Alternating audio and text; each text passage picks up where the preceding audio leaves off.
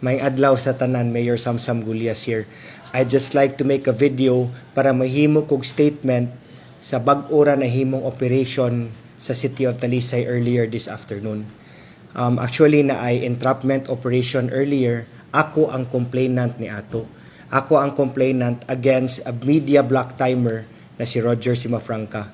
Siya sad ang nidagan og mayor kaatbang nako sa umaabot na eleksyon. So ngano ni file man ko og complaint for extortion kay mao man gud ning nahitabo.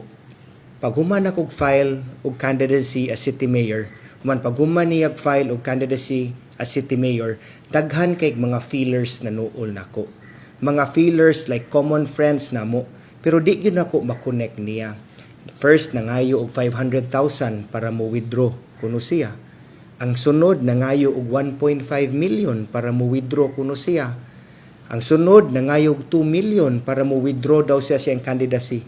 Wala gyud nako ni siya patuli because kubaw man ko that ang tao man ang mopili.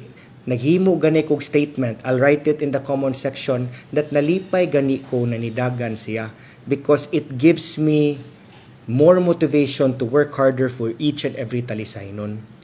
Diri na lang ko nagrabihan kay nanagini text nako na nangayo og 4 million daw ang akong kaatbang para mo withdraw sa eleksyon.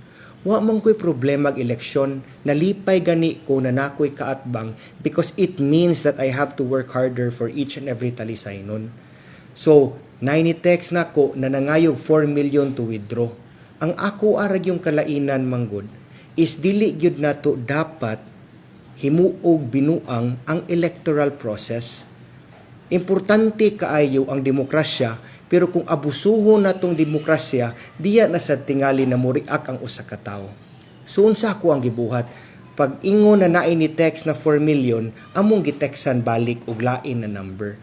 Nagka-conversation, human ang ako ang staff nakamit gyud sa ako ang kaatbang sa usa ka coffee shop. First ilang gipangutana, pwede ikaw ba gyud ni ang ni-text ni Mayor na nangayo og 4 million para mo withdraw ka? Iya man gi-confirm.